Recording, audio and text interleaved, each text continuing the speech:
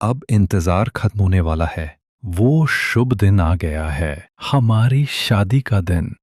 मैं पिछले 4 महीनों से इस दिन का इंतजार कर रहा हूं। ये लड़की, इसने मुझे पागल बना दिया है और इसके पीछे मेरी कुछ वाजिब वजहें भी हैं। सबसे पहली, इसने मुझे चमगादड़ बुलाया था। कहाँ से मैं चमगादड़ जैसा लगता हूं? हाँ, लड़कियां तो मेरी गर्लफ्रेंड बनने के लिए मरती हैं। माँ बाप ने कमाल की जीन दी है मुझे। लड़कियों और अफवाहों के हिसाब से मैं एक ग्रीक गॉड जैसा दिखता हूँ। उसे तो खुश होना चाहिए, शुक्रगुजार होना चाहिए कि मैं उससे शादी कर रहा हूँ। मेरी एक्स गर्लफ्रेंड्स तो जल जल के मर रही हैं ईर्ष्या में। लेकिन इस लड़की को ना मेरी वैल्यू है, ना मेरे लुक्स की कद्र। दूसरी बात, उसकी मासूमियत। वो मेरे किसी भी गर्लफ्रेंड जैसी खूबसूरत तो नहीं है, लेकिन उसमें कुछ है, कुछ ऐसा जो बाकी सबसे अलग है। मैंने आज तक ऐसा कोई नहीं देखा। मुझे अब भी वो दिन ऐसे याद है जैसे कल ही की बात हो। हमारी सगाई का दिन।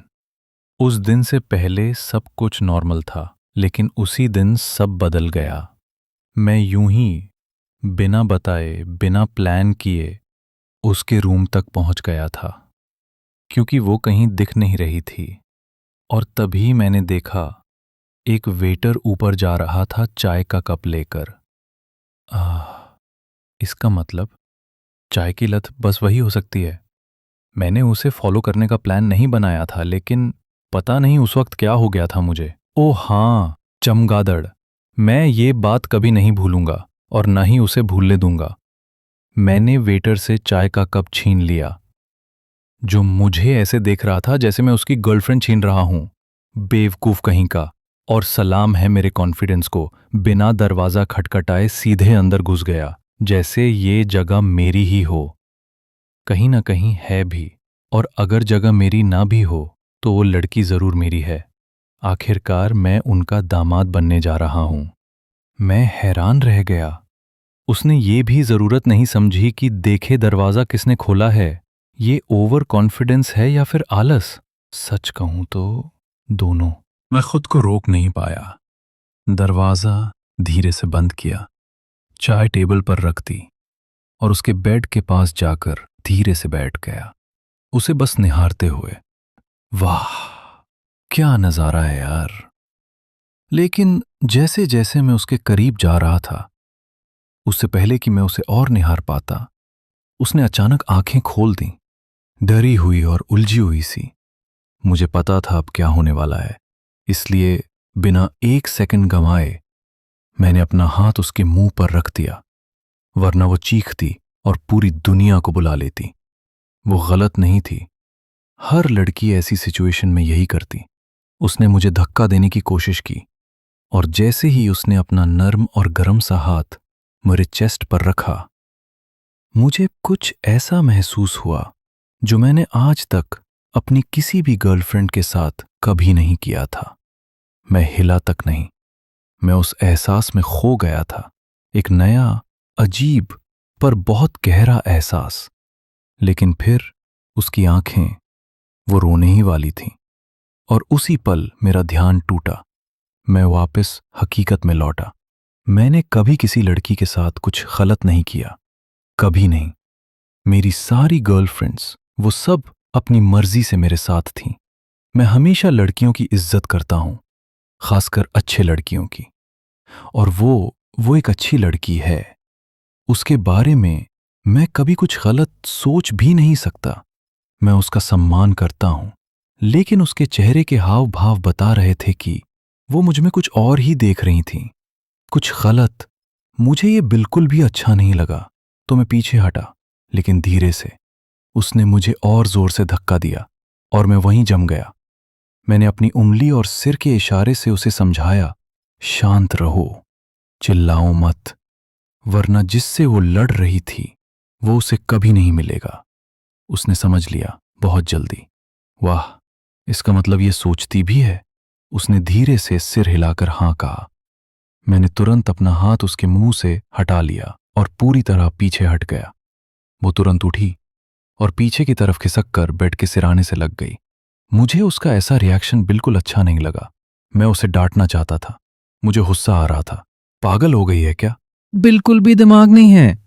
मैं इसके साथ कुछ गलत कैसे कर सकता हूं? बल्कि सोच भी नहीं सकता। हाँ, ये बात अलग है कि जब भी इसके पास होता हूं तो कंट्रोल खोने लगता हूं। पता नहीं क्या जादू पाला है इसने। मैं एक बार के लिए किसी लड़के को सबक सिखाने के बारे में सोच सकता हूं, लेकिन लड़की गलती से भी नहीं। और ये तो मेरी मंगेतर है। मैं इसका होने वाला पति हूं। मैंने अपने सारे शब्द मन में ही दबा लिए। उसे कुछ नहीं कहा, बस उसे देखता ही रहा। शायद अगर डांट देता तो रो ही पड़ती, और मैं वो खतरनाक रिस्क नहीं ले सकता, क्योंकि मुझे किसी को मनाना या चुप कराना नहीं आता। जो रो रहा है, रोने दो, थककर खुद ही चुप हो जाएगा। बेहतर यही रहेगा कि इसकी चाय दे दूं। मैं उठा, उसकी चाय लाया और उसे ऑफर की, लेकिन मैडम ने मना कर दिया। ये लड़की, क्या करूं इसका? चाय के लिए मना? इम्पॉसिबल। मुझे पूरा यकीन है ये वही लड़की है जो चाय के लिए मेरा या किसी का भी मर्डर कर सकती है, वो भी बिना 2 बार सोचे। फिर मेरा दिमाग चला, इस लड़की से मुझे बस एक ही उम्मीद हो सकती है कि शायद उसे लगा कि मैंने उसकी चाय में जहर मिला दिया है। हे भगवान, ये लड़कियां! लेकिन इसे इसकी डोज देना भी तो जरूरी है, नहीं तो पता नहीं बिना नशे के क्या कर डाले। एक ही तरीका है जो मुझे पसंद नहीं है, लेकिन क्या करे? मैडम जी को प्यार से समझाना तो आता नहीं, तो अब मैडम को ब्लैकमेल करना पड़ेगा। पहले खुद उसकी थोड़ी सी चाय पीकर, लेकिन ये तो कुछ उल्टा ही हो गया। मैडम तो भड़क गईं, मुझे निकल जाने को कहने लगी और ऊपर से धमकाने की कोशिश भी। ग्रेट। लेकिन मुझे कंफ्यूजन था, इतनी आग बबूला क्यों हो गई थी? फिर मैडम ने खुद ही क्लियर कर दिया, चाय जो पी ली थी मैंने तो वो झूठी हो गई। अब इसे मैं कैसे समझाऊं कि मेरे पास कोई कुत्ता बिल्ली नहीं है जिन्हें जहर नहीं है, ये साबित करने के लिए चाय पिलाकर दिखा सकूं। ये लड़की सच में मुझे पागल कर देगी एक दिन। तो चलो अब फुल एक्शन मोड में आते हैं। चाय पियो, नहीं तो किस करके खुद से पिलाऊंगा। उसका चेहरा देखने लायक था। मुझे पता था उसकी धड़कनें रॉकेट की स्पीड से दौड़ रही होंगी। हिम्मत तो देखो इनकी, दोबारा धमकाने की कोशिश। नहीं, अब थोड़ा ज्ञान मुझे भी देना था, और जब ज्ञान दिया तो उसके दिमाग का बल्ब जला, थोड़ी रोशनी आई वहां भी। ये लड़की बहुत जिद्दी है, सबक तो सिखाना ही पड़ेगा। जब मैं आगे बढ़ा तो उसने फिर मुझे रोकने की कोशिश की। मैं रुक गया। उसने अपना कप लिया और चाय पी ली। उसके चेहरे पर जो संतुष्टि थी वो कुछ थी जो अब तक मिसिंग थी। मुझे उसका शांत रिएक्शन और वो अनजाने में आई सुकून की आवाज बहुत पसंद आई, और उसे इस तरह देखते हुए मैं खुद को रोक नहीं पाया और पूछ ही लिया, पहले कभी किस किया है? 1 सेकंड। माना मेरा पूरा ध्यान सिर्फ उसके हल्के गुलाबी भरे हुए होंठों पर था, लेकिन फिर भी ये सवाल मेरे दिमाग में आया कहां से? शायद दिल की गहराई से या कहीं और से। लेकिन इससे पहले कि मैं कुछ और सोच पाता या कुछ बोल पाता, वो खांस पड़ी। बिल्कुल स्वाभाविक रूप से मैं फौरन हरकत में आया और बिल्कुल बिना सोचे मैंने झटपट उसके हाथ से कप छीन लिया। अगर 1 सेकंड और देर करता तो वो खुद को जला बैठती। मैंने तुरंत उसे वाइप्स दी और बस उसी पल मेरे सारे शक, सारी उलझनें खत्म हो गईं। उसे किस करना नहीं आता, कसम से नहीं आता। ना कोई बनावट थी उसकी रिएक्शन में, ना कोई चालाकी, बस वो थी बिल्कुल असली। मैं उसके बगल में खड़ा था, हैरान और हाँ, उत्तेजित भी। इतनी सी एक छोटी चीज इतना कुछ जगा सकती है मुझ में। और उसी पल मैं उसे वहीं उसी वक्त अपना बनाना चाहता था। उसे सिखाना चाहता था कैसे किस किया जाता है। उसके होंठों का स्वाद लेना चाहता था। उसकी गर्माहट महसूस करनी थी। उसकी आंखों में अपना अक्स देखना था। उसकी मध्यम सिसकियों को सुनना था और उसकी वो सारी कोशिशें जो वो मुझे रोकने के लिए करती, जो नाकाम होती, उन्हें देखना चाहता था। वो मेरी दुनिया है। हर बीतते सेकंड के साथ मैं खुद पर से काबू खोता जा रहा था। अगर मैं अभी इस कमरे से नहीं गया तो सच में मैं कुछ ऐसा कर बैठूंगा जिसका पछतावा शायद उम्र भर रहेगा। वो मेरी पत्नी बनेगी और मैं तब तक का इंतजार करूंगा जब न वो मना कर पाएगी न कोई उसे मुझसे बचाने आएगा। और मैं बिना एक पल गवाए कमरे से बाहर निकल गया, झल्लाते हुए, बिना पीछे देखे, माथे पर गुस्सा, दिल में आग और जुबान पर सिर्फ एक नाम, पंडित। उस पंडित को कोसते हुए जिसने हमारी शादी और सगाई के बीच 4 महीने का अंतर रखवाया था। इस शादी के बाद सबसे पहले मैं उसी को देखूंगा और उसकी खैर नहीं। शुक्र है जब मैं उसके कमरे से निकला तो आसपास कोई नहीं था, कोई रिश्तेदार, कोई नौकर, कोई दादी, बुआ या फालतू शक्लें नहीं जो हर चीज को तमाशा बना देते हैं, बिना वजह का ड्रामा। और फिर उसी से उठता है कलह। मैं सीधा वॉशरूम की ओर गया, वहीं खुद को देखा आईने में। चेहरा तप रहा था, सांसें तेज थीं, आंखें प्यास से भरी हुईं। शांत हो जा अर्थ, तू पागल हो रहा है। मेरे अंदर कुछ और ही चल रहा था। मैं जानता हूं इस हालत में मैं किसी के सामने नहीं जा सकता, न मां के, न पापा के, न उन नजरों के जो हर पल मुझे परफेक्ट दामाद की तरह देखती हैं। कैसे जाऊं उस हालत में जब दिल की धड़कनों पर मेरा बस नहीं रहा, जब सिर्फ उसके होंठ, उसकी सांसें, उसकी चाय की खुशबू मुझे पूरी तरह से बांध चुकी हों। मैंने वॉशरूम का पानी चलाया, चेहरे पर छींटे मारी, जैसे कोई अंदर की आग को बुझाने की बेकार सी कोशिश कर रहा हो। मुझे पता है खुद को कैसे शांत करना है, बस कुछ महीने, मैंने खुद से कहा। उसके बाद ये दूरी भी नहीं रहेगी, ये हिचक भी नहीं। थोड़ी देर बाद मैं अपनी हालत को थोड़ा बहुत ठीक ठाक करके बाहर निकला। चेहरे पर थोड़ा पानी डाला था, बालों को हाथ से संवारा और कोशिश की कि कोई मेरी आंखों में देखे तो कुछ ना समझ पाए। जो उथल पुथल मेरे अंदर चल रही थी वो मेरी बाहरी शांति से बिल्कुल उलट थी। मैं सीधा वहां चला गया जहां खाने पीने का इंतजाम चल रहा था। मैंने इधर उधर देखा, जिधर नजर जाती वही घिसे पिटे चेहरे, वही रिश्तेदारों की बोर बातें, वही लंबे उपदेश, वही नकली मुस्कानें। मुझे इन बड़े बुजुर्गों में कोई दिलचस्पी नहीं है। उनकी बातें, उनकी राजनीति, उनकी सलाहें सब सुन सुनकर कान पक चुके थे। और फिर पछतावा हुआ। किसी एक दोस्त को ही बुला लिया होता, शायद सब कुछ थोड़ा आसान होता, थोड़ा हल्का लगता।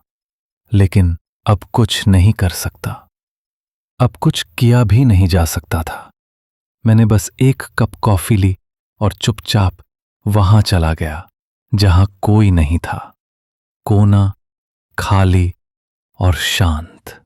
दूर कहीं बैकग्राउंड में म्यूजिक चल रहा था। मैंने खुद को उसी में डुबो दिया। कॉफी की सिप लेते हुए मैं बस एक ही चीज से खुद को रोक रहा था, उसे फिर से देखने से। पर दिल कहाँ मानता है। इन्हीं सबके बीच वक्त निकलता गया। हम सब लोग वापस अंदर आ गए थे, लेकिन अंतरा वहां नहीं थी। वो अब भी अपने कमरे में ही थी। क्या चल रहा होगा इस लड़की के दिमाग में, पता नहीं।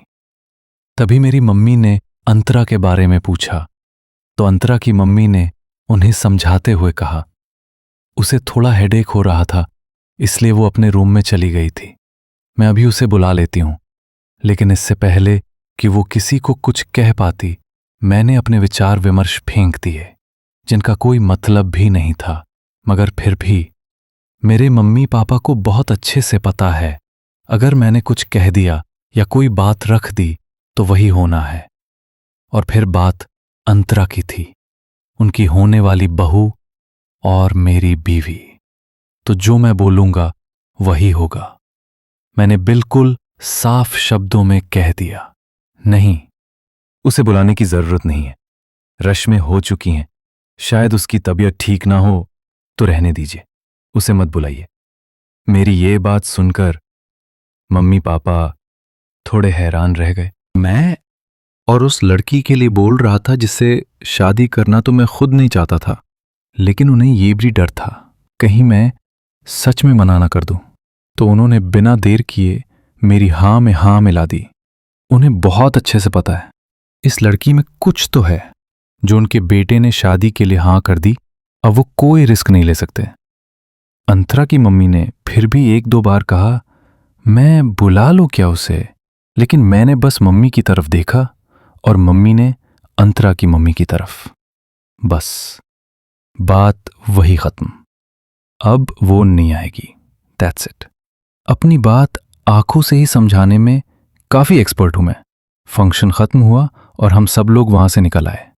बाहर है जितना जल्दी हो सके लड़की अपने घर पहुंच जाए, क्योंकि अब मुझे मेरी गर्लफ्रेंड्स की जरूरत है, डिस्ट्रैक्शन चाहिए। हम रात में लगभग 2 बजे के करीब घर में घुसे। सब थके हुए थे। बिना कोई बात किए सब अपने अपने कमरों में चले गए। मैं भी अपने कमरे में आ गया। मेरा कमरा बहुत शांत लग रहा था, खाली खाली सा। बस 4 महीने और फिर मेरा ये कमरा भर जाएगा उसकी मौजूदगी से। यार ये लड़की। मैं शावर लेने चला गया उसके बारे में सोचते हुए, जिसकी उन एक्सप्रेशंस और रिएक्शंस ने मुझे फिर से हार्ड कर दिया था। डिस्ट्रैक्शन चाहिए था। खुद को शांत किया और फिर सो गया उसी के बारे में सोचते हुए। मैंने कभी सोचा नहीं था ऐसा कुछ भी होगा। मैं तो अपनी शादी के बाद की जिंदगी को लेकर पूरा कॉन्फिडेंट था, लेकिन अब ये वाकई मुश्किल लग रहा है। मुझे खुद को कंट्रोल करना होगा और उसी वजह पर फोकस करना होगा जिसकी वजह से मैंने शादी के लिए हाँ की थी। अपनी जिंदगी को अपने हिसाब से जीने के लिए, अपने फ्रीडम के साथ। हाँ, मैं यकीन दिलाता हूं हम दोनों अपनी अपनी जिंदगी अपनी शर्तों पर जिएंगे। अब मुझे उसके लिए गिफ्ट भी तैयार करना है हमारी शादी के लिए। और फिर इन्हीं फ्यूचर थॉट्स के साथ मैं सो गया। 2 महीने बाद मैं गुस्से से पागल हूं। मुट्ठियां भींची हुई हैं और खून खौल रहा है। उसने हिम्मत भी कैसे की, या कहूं उसने। मैं सच में उस लड़के को जान से मार दूंगा। और जहां तक उसकी बात है, उसे अब सीख मिलनी चाहिए कि ऐसे प्लेबॉय टाइप लड़कों से बातचीत भी नहीं करनी चाहिए। क्या उससे पता भी है जिसके साथ वो हंस रही है, जिसके साथ अपनी सो कॉल्ड चाय एंजॉय कर रही है, वो कौन है? वो मेरा एक कलीग का दोस्त है। और हां, वो बाइसेक्सुअल है। वो एक नंबर का प्लेबॉय है। वो मुझ जैसा नहीं है। वो सच में एक खराब इंसान है। उसके इरादे और सोच कभी भी बर्दाश्त करने लायक नहीं रहे। वो कमीना है, एक ऐसा इंसान जिससे हर लड़की को दूर रहना चाहिए। हम दोनों की एक बार जबरदस्त बहस हुई थी और मैंने उसे बहुत अच्छे से सबक सिखाया था। उसके बाद से वो मेरी किसी भी गर्ल के आसपास भी नहीं भटका। वो हमेशा से मुझसे जलता आया है। उस पर यह आरोप भी है कि वो जबरदस्ती करता है लड़कियों पर।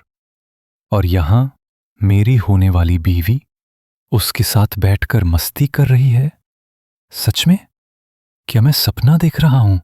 काश ये सपना ही हो, वरना मैं वाकई कुछ तोड़ फोड़ कर दूंगा। मैं तो बस एक छोटी सी पार्टी के लिए मॉल आया था। हम सब मैकडॉनल्ड्स में बैठे हुए थे, मजे कर रहे थे। तभी अचानक एक जानी पहचानी आवाज ने मेरा ध्यान खींचा। मैंने उस आवाज को नजरअंदाज करने की कोशिश की। तभी मेरी गर्लफ्रेंड नायरा ने मेरे गाल पर किस कर दिया और फिर खामोशी। वो आवाज दोबारा सुनाई नहीं दी। नहीं, वो यहां नहीं हो सकती। वो इस मॉल से 1 घंटे की दूरी पर रहती है। वो यहां कैसे आ सकती है? अब तो लग रहा है मैं हैलुसिनेट कर रहा हूं। अच्छा है, उस लड़की ने मुझ पर कोई जादू कर दिया है शायद। मुझे अब पूजा पाठ शुरू कर देना चाहिए ताकि उसके जादू से बाहर आ सकूं। ये सब तब हुआ जब हम एक दोस्त के बर्थडे पार्टी के लिए मॉल आए थे। हम सब एंजॉय कर रहे थे। तभी नायरा को न जाने क्या हुआ, वो अचानक अजीब सा रिएक्ट करने लगी। वो खुद को डाइवर्ट करने की कोशिश कर रही थी। मुझे थोड़ा अजीब लगा, लेकिन मैंने इग्नोर कर दिया। लेकिन फिर उसने मेरी जैकेट को कसकर पकड़ लिया और मेरे पीछे की तरफ छुपने लगी, मानो खुद को छुपाने और कंफर्ट देने की कोशिश कर रही हो। लेकिन क्यों? वो ऐसा कभी नहीं करती। वो स्ट्रांग लड़की है। तो फिर इसे हुआ क्या है? मैं उसकी तरफ झुका और अपना हाथ उसके उस हाथ पर रखा जिससे उसने मेरी जैकेट पकड़ी हुई थी, और पूछा, क्या हुआ? सब ठीक है? इतनी अनकंफर्टेबल क्यों हो? उसने मेरी तरफ देखा तक नहीं, कुछ भी नहीं बोली। कुछ था जो उससे परेशान कर रहा था। मैंने फिर से पूछा, इस बार उसका चेहरा अपने हाथों में लेकर, उसकी आंखों में देखकर। क्या हुआ है? अब वो न झूठ बोल सकती थी, न बात टाल सकती थी।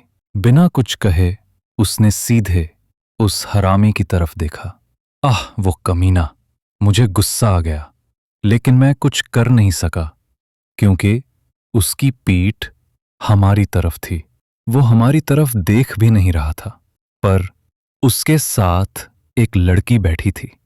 मुझे उस पर तरस आया। जो भी थी, मैं पक्का जानता हूं वो नहीं जानती कि उसके साथ जो लड़का है वो उससे प्यार, इज्जत या केयर के लिए नहीं बैठा। वो सिर्फ उसे यूज करने के लिए वहां है, खुद को संतुष्ट करने के लिए। उसका सिर्फ एक ही रूल है, यूज एंड थ्रो। न फीलिंग्स की कद्र, न इंसान की। वो सिर्फ अपने मतलब के लिए किसी की भी जिंदगी में आता है, और जब काम खत्म हो जाए तो जैसे कुछ हुआ ही नहीं वैसे ही गायब हो जाता है। वो लड़की जो उस दरिंदे के साथ बैठी थी और अपनी मस्ती में थी, कद में छोटी थी, या शायद कहूं उसके फीचर्स थोड़े मासूम से लगे, क्योंकि मैं उसे ठीक से देख भी नहीं पाया, न चेहरा न हाव भाव। लेकिन मैं उसकी मदद नहीं कर सकता। हर लड़की को सबसे पहले एक सबक सीखना चाहिए, अच्छे और बुरे लड़कों में फर्क करना। मैंने दोबारा नायरा की तरफ देखा और उससे एक हल्की, सुकून देने वाली मुस्कान देते हुए कहा, सब ठीक है, मैं हूं ना? और उसने भी एक राहत भरी मुस्कान दी और फिर से पार्टी की बातचीत में लग गई। मैंने एक बार फिर उस कमीने की तरफ देखा। वो हंस हंस कर बातें कर रहा था। कमीना! और फिर मैंने अपना ध्यान भी दूसरी तरफ मोड़ लिया। जैसे ही मैंने बर्गर उठाया पहली बाइट लेने के लिए, वैसे ही मुझे उसकी हंसी सुनाई दी। आवाज तेज थी और मैं वहीं जम गया। मेरा मुंह आधा खोला रह गया। नहीं, ये सच नहीं हो सकता। मेरी नजरें तुरंत उस हंसी की दिशा में चली गईं। वो उसी कमीने के टेबल से आ रही थी जहां वो किसी अनजान लड़की के साथ बैठा था। क्या वो वही है? बेशुमार सवाल, अनगिनत एहसास और उलझनें मेरे जहन में टकराने लगीं। मैं क्या करूं? कैसे रिएक्ट करूं? मेरी नजरें सामने के उस नज़ारे से एक सेकंड के लिए भी नहीं हटीं। अब तक मैंने उसका चेहरा नहीं देखा था, लेकिन मुझे पता था वो उसी की आवाज थी। मेरी मंगेतर अनतरा। उसकी आवाज को पहचानना और अनसुना करना नामुमकिन है। मेरे हाथ से बर्गर गिर गया।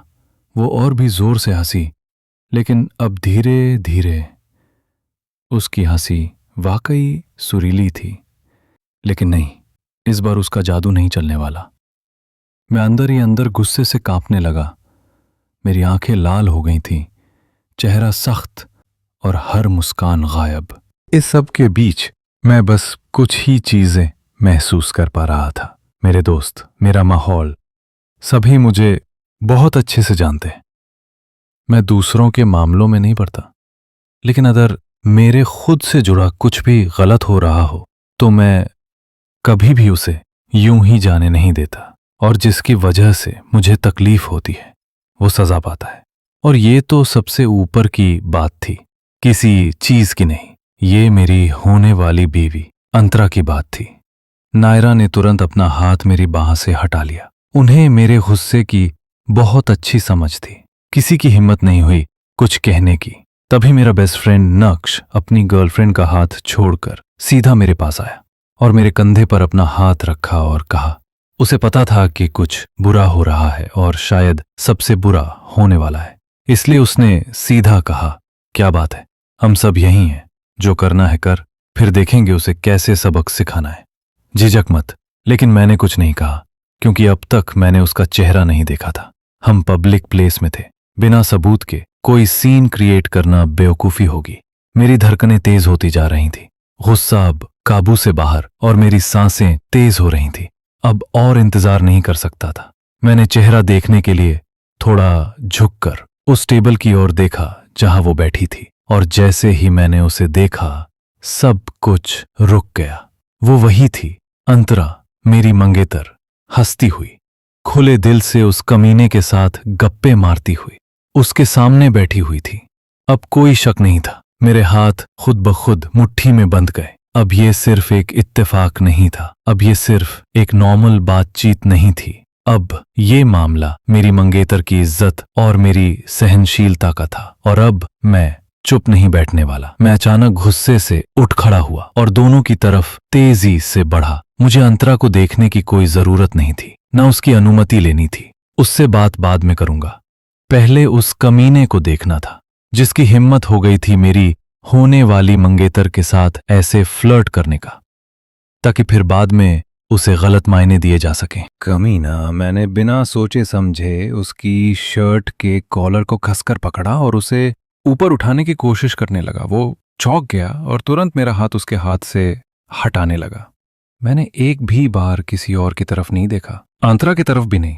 इस समय मेरी पूरी नजर उस कमीने पर ही थी। बाकी सब कुछ बाद में देखूंगा। मेरे सारे दोस्त भी हमारे चारों ओर आ गए मेरे साथ देने के लिए, और तभी मैंने उसकी आवाज सुनी। हैरत और घबराहट से भरी एक धीमी सी चीख उसके मुंह से निकल गई। उसने अपनी आवाज अपने मुंह पर हाथ रखकर दबा दी। ईशान, ये प्लेबॉय मेरी पकड़ में लगातार संघर्ष कर रहा था। मैंने उसकी शर्ट का कॉलर इतनी कसकर पकड़ा कि उसकी गला दबने लगा। मुझे कोई फर्क नहीं पड़ रहा था। उसे इसलिए सख्ती से पकड़ा गया कि उसे पता चले कि वो मुझसे पंगा ले रहा है। मैं सिर्फ उसके चेहरे का रंग देख रहा था। हर सेकंड उसकी सांसों की वजह से वो और लाल हो रहा था। मेरे किसी भी दोस्त ने बीच में आने की कोशिश नहीं की। सभी जानते हैं कि वो हमेशा से मुझसे जलता रहा है, बोझ है वो धरती पर। लेकिन फिर वो हुआ जिसको मैंने सोचा भी नहीं था। आंतरा जल्दी से आई, अपनी मुलायम हथेली मेरे हाथ पर रखती, उस कमीने पर पकड़ हटाने के लिए। उसका दिमाग सच में उसके पास नहीं था। अब उसे भी सीखना पड़ेगा कि मेरा होने का क्या मतलब होता है। मेरा अर्थ की आंतरा होने का मतलब। उसका एक हाथ मेरे हाथ पर था और दूसरा उस कमीने के हाथ पर, शायद उसे अलग करने के लिए। और मेरा गुस्सा, जो शायद कम होना चाहिए था उसके नरम स्पर्श से, लेकिन नहीं, अब वो और बढ़ गया, खासकर जब मेरा ध्यान उसके हाथ पर गया। जितना वो मुझे छू रही थी उतना ही उस कमीने को भी। मैंने धीरे धीरे उसकी तरफ देखा और मेरी बस एक नज़र से ही वो बहुत कुछ समझ गई थी। उसकी आंखें भी थोड़ी सी लाल हो गई थीं टेंशन में, मानो आज वो किसी मौत की गवाह बनने वाली हो, और वो मौत शायद उसकी वजह से ही हो। उसके हाथ धीरे धीरे हटने लगे और मुझे अजीब सी संतुष्टि सी होने लगी उसके चेहरे को देखकर। लेकिन फिर वो तो महारानी है, ऐसे कैसे मान जाएंगी? उसने अचानक अपनी पकड़ टाइट कर ली, मेरी आंखों में देखते हुए। चैलेंज? मेरी आईब्रो अपने आप उठ गई एक चैलेंज में, और मैंने उस कमीने को पीछे की तरफ जोर से धक्का दिया, जो पीछे कुर्सी से होता हुआ फ्लोर पर गिर गया। अब इससे बात में निपटूंगा, पहले मैडम को थोड़ी अटेंशन चाहिए। इन्हें एक सबक की उस कमीने से ज्यादा जरूरत है। सब कुछ इतना अचानक हुआ। मैंने बिना कुछ बोले अंतरा की कलाई पकड़ी। उसने मुझे रोकने और अपना हाथ छुड़ाने की कोशिश की, लेकिन मेरी एक गुस्से और पेशेंस खो चुकी नजर ने उसे समझा दिया कि अब उसे मेरी सुननी है, उसकी नहीं चलेगी। और फिर मैं उसे जबरदस्ती खींचकर बाहर फ्री स्पेस में ले आया, जहां हमें कोई नहीं देखेगा, कोई नहीं रोकेगा। अंदर का मामला और उस कमीने को अभी के लिए मेरे दोस्त देख लेंगे। अंतरा अभी भी अपना हाथ छुड़ाने की कोशिश कर रही थी। उसका हाथ मैंने वाकई बहुत टाइट पकड़ रखा था। She deserves it. और जैसे ही हम एक खाली जगह पर आए, गार्डन में, जहां शो के लिए अलग अलग स्पेस बने हुए थे, शायद स्मॉल पर्सनल रूम टाइप के, पता नहीं क्या थे वो, लेकिन बिल्कुल परफेक्ट थे ऐसी सिचुएशन के लिए। मैंने अंतरा को अचानक जोर से आगे की तरफ खींचा ताकि वो ठीक मेरे सामने आ जाए, और सडनली पुल से वो थोड़ी सी चीखी। शायद उसकी कलाई में दर्द भी हो रहा होगा, पता नहीं, लेकिन अभी ये जरूरी है ताकि मैडम को पता चल सके कि किनसे दूर रहना चाहिए और किनसे नहीं, कौन अच्छा है कौन नहीं, क्या सही है और क्या नहीं। वो जैसे ही मेरे सामने आई, सडनली पुल की वजह से वो स्टेबल नहीं हो पाई थी, लड़खड़ाकर गिरने ही वाली थी कि मैंने उसे सहारा देते हुए पकड़ लिया और उसकी कमर को कसकर पकड़कर अपने बिल्कुल करीब ले आया। कोई स्पेस नहीं था हमारे बीच। मैं अब भी गुस्से में था, लेकिन उसकी रेड आंखों में देखकर खुद को शांत करने की कोशिश भी कर रहा था। मैं उसे डांटना चाहता था बहुत ज्यादा, उसे सबक सिखाना चाहता था, लेकिन उसकी आंखों में देखने के बाद सारा ज्ञान, सारे लेसन कहाँ चले गए। ये लड़की सच में कोई जादूगरनी है। मैं बस उसकी आंखों में देखता रहा और वो भी। कुछ मिनटों तक हम दोनों ऐसे ही रहे, गुस्से में, एक दूसरे को मर्डर की नजर से, लेकिन शब्दों के बिना। हमारी सांसें और धड़कनें इतनी तेज थीं कि हम दोनों साफ सुन सकते थे, महसूस कर सकते थे। वो मेरे बहुत करीब थी। मैंने अब भी उसकी कलाई पकड़ी हुई थी। सगाई वाले दिन के बाद आज मैंने उसे सामने से देखा है, स्पेशली एक दूसरे के कांटेक्ट में। वरना पिछले 2 महीनों से तो बस आधी रात को ही कॉल करता हूं, उसकी नींद से भरी चिड़ी हुई आवाज सुनने के लिए। पता नहीं क्यों, लेकिन मुझे वो आवाज बहुत पसंद है। उसे देखा भी कई बार, लेकिन बस दूर से, और उसे कभी पता भी नहीं चला दूसरी दुनिया से जो आई है। मैंने जैसे ही अपना मुंह खोला उसे बोलने के लिए, उसने झटके से अपना हाथ छुड़ा लिया और खुद बोल पड़ी। दिमाग खराब है तुम्हारा, पागल हो। ये पब्लिक प्लेस है, तुम्हारा घर नहीं जहाँ तुम जो चाहे वो करोगे। ज्यादा हीरोपंती दिखा रहे हो। उसकी जान लेने पे उतारू थे तो क्या बस सब्र टूट गया मेरा। मैंने तुरंत हल्के से उसकी गर्दन पकड़ी और खींचकर उसका चेहरा अपने पास ले आया। यार, ये हाइट डिफरेंस वैसे तो मुझे पसंद है, लेकिन इस टाइम पर नहीं। मेरी लंबाई की वजह से मुझे झुकना पड़ा। हमारा फेस बहुत करीब था। उसने थोड़ा सा डिस्टेंस करने के लिए अपने दोनों हथेलियां मेरे चेस्ट पर रख दिए और मुझे धक्का देने लगी। लेकिन नहीं, वो फिजिकली इतनी भी स्ट्रांग नहीं जितनी समझती है खुद को।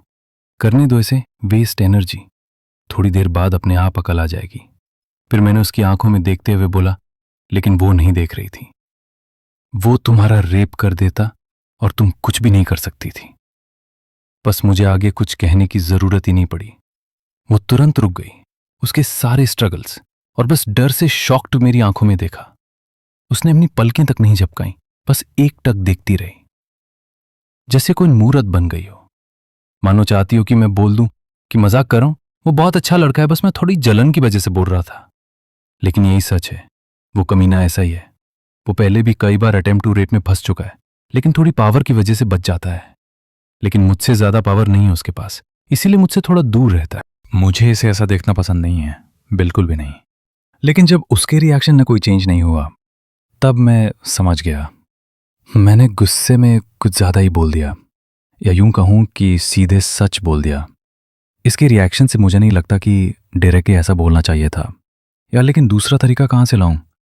मुझे तो सीधे सीधे बात कहनी आती है, घुमा फिरा के नहीं। फिर मैंने लंबी सी और थकी हुई सी सांस ली, सेकंड भर के लिए आंखें बंद की, और फिर उसकी आंखों में देखा जो अब भी मुझे देख रही थी। मैंने उसे कुछ नहीं बोला, उसकी गर्दन छोड़ी और उसे धीरे से हक कर लिया। ये मुझसे कितनी छोटी है यार, मेरे चेस्ट तक ही आती है। ये तो पूरी ही कवर हो गई। पहली बार महसूस किया ये मैंने, मेरे लिए बिल्कुल परफेक्ट है। अब मैं हैरान था, लेकिन खुश भी। क्यों, मुझे खुद नहीं पता। उसे गले लगाकर मुझे ऐसा एहसास हुआ जो मैंने पहले कभी महसूस नहीं किया था। मुझे एक अजीब सी शांति और अपनापन महसूस हो रहा था। लेकिन कैसे? उस पल मुझे कुछ भी समझ नहीं आ रहा था। बस मन कर रहा था कि मैं उसे यूं ही अपनी बाहों में लिए रहूं। उसने कोई स्ट्रगल नहीं किया। शायद मेरी बातों ने उसके दिमाग को शॉक दिया था। मैं आज भी यकीन नहीं कर पा रहा हूं कि ये लड़की इतने सालों से अकेली रह रही थी। शुक्र है भगवान का ये सेफ है। ये एक चमत्कार ही है कि इतनी बेरहम, भ्रष्ट और गंदी दुनिया में उसने खुद को न सिर्फ फिजिकली रूप से बल्कि और मेंटली एंड इमोशनली रूप से भी सेफ रखा। उसकी प्योर सोच, उसकी इनोसेंस आज भी जिंदा है। मैं सिर्फ खुश नहीं हूं, मैं सेटिस्फाइड हूं, राहत महसूस कर रहा हूं और हाँ, इम्प्रेस्ड भी। और यहां तक कि उसकी शादी की शर्तों ने यह साबित भी कर दिया कि वो आज भी सिर्फ खुद को ही सिर्फ सुरक्षित रखना चाहती है, चाहे वो कोई साइलेंट टॉर्चर ही क्यों ना हो, फिजिकली, मेंटली या इमोशनली। हाँ, इम्प्रेस्ड, क्योंकि इस दुनिया में खुद को बचाकर रखना नामुमकिन है और वो सौर इस दुनिया में अच्छे लोग जैसे बुरे लोगों के लिए किसी सेल पे रखी चीज बन गए हैं। वो तुम्हें लुभाएंगे, तुम्हें बर्बाद करने के लिए। उनके गंदे इरादे तुम्हारी अच्छाई को चुरा लेंगे, तुम्हारी इनोसेंस को मार डालेंगे। इस दुनिया में अच्छा दिल, साफ सोच और मासूम दिमाग किसी खजाने से कम नहीं, जिसे लोग हासिल तो करना चाहते हैं लेकिन सहेजने के लिए नहीं, सिर्फ अपने मतलब के लिए इस्तेमाल करने के लिए। कड़वी सच्चाई है लेकिन सच है, और वो उन्हीं अनमोल रत्नों में से एक है। मैं उसे कभी बर्बाद नहीं करूंगा, उसकी इनोसेंस को कभी नहीं छीनूंगा। मैं उसे कभी किसी चीज की तरह इस्तेमाल नहीं करूंगा। मैं सुनिश्चित करूंगा कि वो अपनी जिंदगी वैसे ही जिए जैसे वो अपने अच्छे सपनों में सोचती है। मैं उसे सेफ रखूंगा, सहीज कर। हमने कुछ नहीं कहा, मैं बस उसे पकड़े रहा, उसे गले लगाए रहा। फिर उसने अपना चेहरा उठाया जो अब भी मेरे चेस्ट से लिगा हुआ था और मेरी तरफ देखा। हमारी नजरें मिली, लेकिन जो चीज मुझे पसंद नहीं आई वो थीं उसकी लाल आंखें, जैसे अभी रो देगी। मैं जानता हूं वो कमजोर नहीं है, वो नाजुक जरूर है लेकिन अंदर से पत्थर जैसी मजबूत। वो इनोसेंट है लेकिन बेवकूफ नहीं, वो दिल से बहुत अच्छी है। मैं उसका चेहरा थामने ही वाला था कि वो अचानक पीछे हट गई, मेरे टच से दूर। और उसी पल जैसे सारी गर्माहट मेरे शरीर से निकल गई हो। ठंडी हवा ने हमारी खुली त्वचा को छुआ और वो कांप उठी। उसने कुछ नहीं कहा, बस नीचे अपने पैरों की तरफ देखने लगी। मैं थोड़ा आगे बढ़ा और वो फिर थोड़ा पीछे हट गई। अब उसकी ये हरकतें मुझे गुस्सा दिला रही थीं, लेकिन उसका मासूम चेहरा मेरा सारा गुस्सा खत्म कर देता है। मैं सोच रहा था कैसे निभाऊंगा मैं इसे जिंदगी भर। हम दोनों वहीं खड़े थे, कुछ बोले बिना। मैं उसे देख रहा था और वो अपने पैरों को देख रही थी, जैसे वो इस दुनिया की सबसे जरूरी चीज हो। मैं इसका क्या करूं? मैं कुछ बोलना चाहता था, कुछ भी, ताकि ये सन्नाटा टूटे। वो तो कुछ बोलेगी नहीं, महारानी जो है, दास तो हम है, तो हम ही बोल लेते हैं। अब ऐसे ही खड़ी रहोगी या कुछ बोलोगी भी? उसने तुरंत मेरी तरफ देखा गुस्से में। अब क्या कर दिया मैंने? एक तो इसे उस कमीने से बचाया और अब मुझे ही आंखें दिखा रही हैं। मुझे उसके इस रिएक्शन पर ना चाहते हुए भी थोड़ी सी हंसी आ गई। गुस्सा तो मुझे होना चाहिए, लेकिन यहां तो उल्टा ही हो रहा है। मेरी बिल्ली मुझे ही म्याऊं। वाह, सही है। मैंने अपना चेहरा थोड़ा साइड कर दिया ताकि उसे देखकर हंसना पड़ूं और अपनी हंसी को कंट्रोल कर सकूं। मैंने कुछ नहीं कहा, बस हंसी दबाने के लिए मुंह पर हाथ रख लिया। नहीं तो जिस हिसाब किताब से ये मुझे एक टक घूर रही है, कंफर्म मेरा मर्डर कर देगी। और फिर मेरे गर्लफ्रेंड्स का क्या होगा? मेरे इस ग्रीक गॉड जैसे चेहरे और डैम गुड जीन का क्या होगा? सब वेस्ट चला जाएगा, जो मैं होने नहीं दे सकता। फिर उसने मुझे धमकाते हुए कहा, क्या हंसी आ रही है? हाँ, ये साइड में चेहरा करके क्यों हंस रहे हो? मेरी तरफ देखकर हंसो, बनाओ मजाक मेरा। जो अंदर सब कुछ हुआ उससे थोड़ी बहुत जो कमी रह गई होगी वो भी पूरी कर लो। अपने फ्रेंड्स वगैरह सबको बुला लो, सबको बताओ कि मैं कितनी पागल हूं। मैंने तुरंत उसकी तरफ देखा। अब मेरी हंसी गायब हो गई थी। शुक्र है अपनी बातों से मुझे थोड़ा गुस्सा दिलाने लगी, नहीं तो मैं इसे बिना डांटे यूं ही जाने देता। हाँ, वो तो तुम पागल हो ही, मुझे किसी को बुलाने की जरूरत नहीं है। तुम्हारी हरकतों ने ही ये प्रूव कर दिया कि तुम सच में पागल हो। किसी भी लड़के के साथ बैठकर अपनी सो कॉल्ड चाय पीने लग जाती हो, हंस हंस के बातें करती हो जैसे तुम्हारा पिछले जन्म का अधूरा प्यार मिल गया हो, बिना उसे जाने समझे। बहुत इंटेलिजेंट समझती हो खुद को, और लड़के तक पहचानने नहीं आते कौन सही है कौन नहीं, कौन बात करने के लायक भी है या नहीं। किसी लड़के ने जरा सी स्माइल क्या कर दी, वाओ बेस्ट इंसान है वर्ल्ड का, समझ लेती हो। अपने ऐसे स्टूपिड एक्शंस का क्या रिएक्शन होगा, कभी सोचा है? तुम लड़कियों को लड़के पहचानना कब आएगा? और ऊपर से इतना सब कुछ होने के बाद भी तुम यहां खड़ी होकर मुझसे बहस कर रही हो, मुझे ही धमका रही हो। तुम्हें तो अफसोस होना चाहिए। सॉरी बोल। हाँ, पागल हूं मैं, और मेरी जैसी हर लड़की पागल ही है, क्योंकि तुम लड़कों की शक्लों पे लिखा नहीं होता ना कि तुम लोग इन सुंदर शक्लों के पीछे भेड़िए हो। सच में मैंने गलती की है और मुझे अफसोस भी है बहुत। लेकिन क्या अब कुछ बदल जाएगा? तुम लड़के लोग बदल जाओगे? तुम लोगों की सोच और नीयत बदल जाएगी? नहीं, कभी नहीं। कोई फर्क नहीं पड़ता कि हम लड़कियां कितनी समझदार हो जाएं, तुम लोग हर बार एक नया तरीका निकाल लोगे हम जैसी स्टूपिड लड़कियों के लिए। तुम सब लड़के एक जैसे होते हो, कोई अच्छी शक्ल में तो कोई बुरी में, कोई फर्क नहीं पड़ता। मेरे लिए तुम सब एक और तुम लड़कियां, तुम खुद को ज्यादा अच्छा समझती हो क्या? अगर हम लड़के एक जैसे होते हैं तो तुम सब भी एक जैसी ही होती हो। तो हाँ, सब लड़कियां भी एक जैसी होती हैं। स्टूपिड, सब लोग बुरे हैं, कोई अच्छा नहीं है।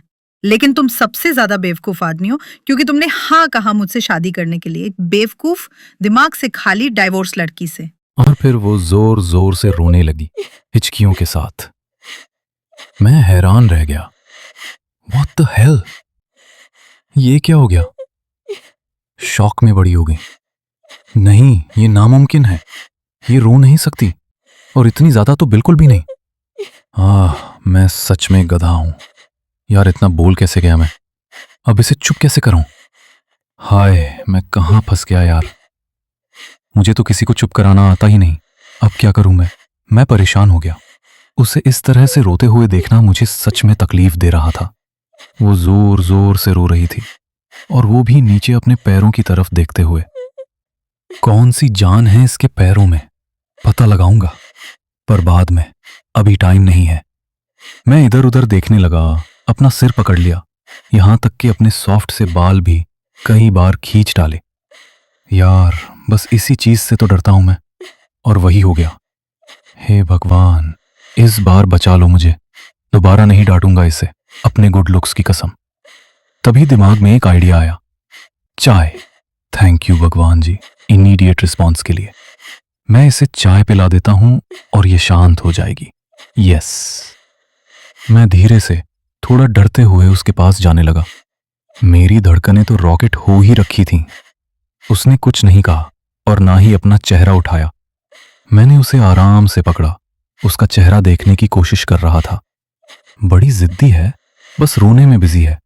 मैंने एक हेवी सांस ली, थोड़ी हिम्मत जुटाई और उससे सबसे पोलाइट अंदाज में बोला, सॉरी, चलो चाय पीते हैं। और जादू, वो तुरंत रुक गई। ये गलत शादी कर रही है मुझसे, इसे तो चाय से ही शादी कर लेनी चाहिए। मैं शॉक्ड भी था और खुश भी, सैटिस्फाइड, यू नो। फिर उसने धीरे से अपना चेहरा उठाया और सीधा मेरी आंखों में देखा। ब्रो, उसकी आंखें ब्लड रेड और सूजी हुई। डैम यार, ये लड़की मेरी मौत बन जाएगी। उसकी आंखें देख के एक सेकंड को लगा जैसे इसे आंखों में कोई प्रॉब्लम हो। इतनी रेड कैसे हो गई, वो भी इतनी जल्दी? इस लड़की की हर चीज अलग ही है, स्पेशल। मैं उसमें खो गया था।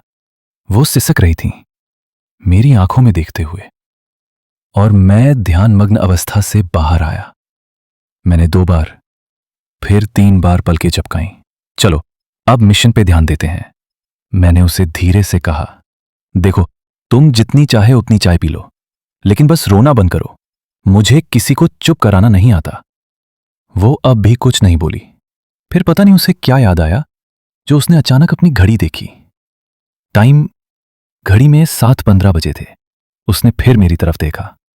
टाइम देखकर जैसे उसे झटका लगा हो और वो तुरंत पीछे हट गई। जल्दी जल्दी अपने हाथ से आंसू पोंछे, हाथ से ही बाल ठीक किए, जैसे कोई कहीं जाते समय आखिरी बार तैयार होता है। ड्रेसिंग चेक की और अब वो तैयार थी, न जाने किस जंग के लिए। मैं बस उसे देखता ही रह गया। उसने इधर उधर देखा, फिर मुझे देखा और बिना कुछ बोले चल दी। व्हाट, पागल हूं क्या मैं? थोड़ी तो इज्जत करिए लड़की मेरी। आखिरकार होने वाला पति हूं उसका और मंगेतर तो अभी से हूं। लेकिन ये जा कहाँ रही है? पीछा ही कर लेता हूं। पता चला कुछ कहने पर फिर से रोना शुरू कर दे। बस मेरी ये हालत कोई देख ना ले, वरना मेरी इज्जत की धज्जियां उड़ जाएंगी। सब लोग मेरा मजाक बनाएंगे, लेकिन सिर्फ पीछे से, सामने तो हिम्मत नहीं है ना। इसीलिए मैं महारानी जी के पीछे पीछे चल पड़ा। वो जल्दी जल्दी उस एरिया से निकलकर वापस डोमिनोज की तरफ जाने लगी, जहां वो पहले बैठी थी। ओह, उसका सामान! लेकिन वहां कुछ नहीं था। मुझे पता है वो कहां गया होगा। वो इधर उधर ढूंढने लगी। मैंने भी इधर उधर देखा, लेकिन उसके सामान के लिए नहीं, बल्कि अपने दोस्तों को ढूंढते हुए। कहीं वो छुपकर मुझे देख तो नहीं रहे। मुझे उन्हें कहानी भी सुनानी पड़ेगी ना। उसका सामान भी उन्हीं के पास है। फिर वो पलटी और मुझे देखा, फिर से गुस्से में। नो मोर! इससे पहले कि वो कुछ बोले, मैंने हाथ से उसे मना कर दिया। मेरी एनर्जी बहुत वेस्ट हो चुकी है, अब और नहीं। और उसे बोला, तुम्हारा सामान मेरे फ्रेंड्स के पास है, चलो। उसने बस ना में सिर हिलाया और बोली, मुझे पहले ही बहुत लेट हो गया है। मेरा सामान मुझे यहीं अभी लाके दे दो, मैं कहीं नहीं जा रही। मुझे नहीं पता वो कहाँ है। मैं तुम्हारे फ्रेंड्स हैं, तुम्हें नहीं पता? उनके पास सामान है मेरा, पता करो कहाँ है वो। मुझे जाना है अभी, मुझे लेट हो रहा है। देर हो रही है ऐसे कह रही हैं जैसे इसे ही रॉकेट लॉन्च करने जाना हो। मन तो कर रहा था उसे थोड़ा परेशान करूं, पर नहीं। छोड़ो, मैं थक गया हूं। मैंने चुपचाप अपना फोन निकाला और नक्श को कॉल किया। पहली रिंग में ही उसने कॉल उठा लिया, जैसे मेरा ही इंतजार कर रहा हो। भाई सामान दे दे। उस वक्त मुझे ऐसा लगा जैसे मैं भीख मांग रहा हूं, सच में। उधर से फुसफुसाहट और धीमे धीमे हंसने की आवाज आ रही थी। पता है मुझे वो कहाँ है, पर बाद में बात करूंगा उससे भी। उसने बिना कुछ कहे एक हंसी के साथ फोन काट दिया। अब ये पिटेगा मुझसे, कमीना। मैंने वापस उसकी तरफ देखा तो महारानी जी अपने आसन पर बैठी चुकी थी। मैंने बस अनजाने में अपना सिर हिलाया और एक लंबी सी सांस ली और उसके सामने बैठ गया। जब तक तुम्हारा सामान आ रहा है, तब तक एक कप चाय पियोगी? नहीं, चाय उसकी चाय बकवास है। मुझे सिर्फ घर की ही चाय पसंद है, स्ट्रॉन्ग टी। कुछ नहीं कहा मैंने, साइलेंट। वो घड़ी देख के बाहर की तरफ देखने लगी और मैं उसे बस 5 मिनट ही हुए होंगे। नक्श और उसकी गर्लफ्रेंड समायरा आ गए और उनके साथ मेरी गर्लफ्रेंड नायरा भी। आज किसका चेहरा देखा था मैंने सुबह सुबह जो ये सब हो रहा है मेरे साथ? नॉर्मल सिचुएशन में मुझे कोई प्रॉब्लम नहीं थी, पर ये जो सारा कांड हुआ उसके बाद अब और नहीं। और वो भी सिर्फ इसलिए क्योंकि मैं थक गया था। अब अगर इन दोनों के बीच में कोई महायुद्ध हो गया तो मैं कैसे हैंडल करूंगा? वैसे तो नायरा को मेरी शादी के बारे में सब पता है, पर लड़कियां ही होती हैं, उनकी जलन कुछ भी कर सकती है। मैंने सबको छोड़कर सिर्फ नक्श की तरफ देखा, जो दांत दिखाते हुए एक बड़ी सी स्माइल ले रहा था, जैसे लॉटरी लग गई हो उसकी। इस टाइम तो दुश्मन से कम नहीं है, जो सब जानते हुए भी नायरा को साथ ले आया है। इसे तो बाद में बताऊंगा, पहले यहां से निकलूं। जैसे ही वो लोग पास आए, मैं उठा और मुझे देखकर अंतर भी उड़ गई। बिना कुछ बोले उसने उन सब की तरफ एक प्यारी सी स्माइल दी और अपना हाथ बढ़ाया सामान लेने के लिए, जो समायरा के हाथ में था। उन लोगों ने भी उसे देखकर एक स्माइल पास की, पर नायरा की स्माइल फेक थी, बहुत ही छोटी, मॉकिंग टाइप। साफ दिख रहा था उसको जलन हो रही थी। उसने सामान वापस लिया और सबको थैंक यू बोला उसके सामान का ध्यान रखने के लिए, और जाने लगी। कितनी जल्दी है इसे जाने की। कहाँ जाना है इसे, जो रॉकेट की स्पीड से जाना चाहती है?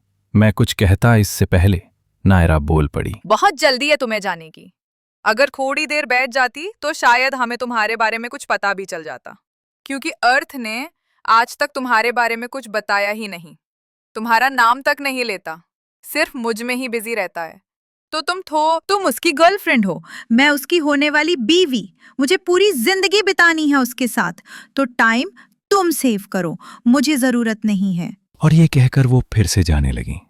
लेकिन इससे पहले कि हम में कोई कुछ सोच या बोल पाता, वो रुकी, वापस मुड़ी और फिर बोली, वैसे तुम्हारे और उसके दोनों के लिए एक गुड न्यूज है मेरे पास। मुझे कोई फर्क नहीं पड़ता तुम लोग क्या करते हो या क्या करोगे, तो जो करना है करो, उसे अपने पास ही रखो। मैं कोई चिपकू या जलन करने वाली लड़की नहीं हूं, तो बस एंजॉय करो। और हाँ, हमारी शादी में आना मत भूलना। और वो चली गई। वो जा चुकी थी। हे भगवान, हम सब के मुंह खुले हुए थे, जैसे हम सब ने कोई भूत देख लिया हो। लेकिन फिर एक जोरदार हंसी ने हमें उस लॉस्ट फ्रोजन स्टेट से बाहर निकाला। वो कोई और नहीं, वो मेरा कमीना बेस्ट फ्रेंड नक्श था, जो इतनी जोर से हंस रहा था कि पूरी पब्लिक उसे देख रही थी। वो हंसी कंट्रोल नहीं कर पा रहा था और कुर्सी पे गिर गया, पागलों की तरह हंसते हुए। मेरी हंसी आसपास भी नहीं थी, लेकिन थोड़ा सा गुस्सा था और शायद सेटिस्फैक्शन भी। पर किस चीज से? मैं उसे ऐसे देख रहा था जैसे मेरी आंखें उसकी खाल उतार लेंगी और नरक की आग में जला देंगी। दोस्त कमीने भी होते हैं। मैंने फिर नायरा को देखा, जो गुस्से से लाल पीली हो चुकी थी और नक्श को बस पीटने ही वाली थी। और समायरा भी हंस रही थी, पर आराम से, उस पागल की तरह नहीं। यार, मतलब हद हो गई। ऐसे कौन बेइज्जती करता है? मेरी बीवी ने मेरी गर्लफ्रेंड की बैंड बजा दी थी, सिर्फ शब्दों से, बिना उसकी जलन से असर हुए। इतने प्यार से इतनी गंदी इंसल्ट। वाह, मैं अर्थे आग से शादी करने जा रहा हूं। मैं खुश था कि मेरी बाकी गर्लफ्रेंड्स वहां नहीं थीं और बाकी के दोस्त भी नहीं थे। हम चारों के बीच इस मैटर को दबाना आसान रहेगा। नहीं तो नायरा को आज साइकियाट्रिस्ट के पास ले जाना पड़ता, शॉकिंग इंसल्ट की वजह से। थोड़ी देर हो चुकी थी, हम सब बैठ गए थे। नायरा मेरे पास चिपक के बैठ गई, हमदर्दी के लिए। लेकिन मैं लड़कियों के बीच में नहीं पड़ता, वो लड़कों से ज्यादा डेंजरस होती हैं। वो अपना मैटर खुद सुलझा ले तो बेहतर होता है। लेकिन नक्श अब भी नायरा का चेहरा देख देख कर हंस रहा था, तो मैंने एक तेज से थप्पड़ मारा उसके कंधे पर, ताकि इस परिस्थिति की गंभीरता को समझ सके। लेकिन वो तो नालायक है ना, कहाँ मानेगा इसे? तो इस बार समायरा ने उसे एल्बो मारी और फिर थोड़ा समझाया और वो शांत होने की कोशिश करने लगा। ठीक है, चलो, कोशिश तो कर रहा है। बाकी सब लोग भी आ गए। हम लोग कुछ और घंटे ऐसे ही मस्ती मजाक करते रहे। किसी ने भी एक भी बार अंतर के बारे में कुछ नहीं बोला। सबको पता था वो कौन है, सबको ये भी पता है कि मैं कैसा हूं। किसी ने भी जो भी कुछ हुआ उसके बारे में कोई डिस्कशन नहीं किया।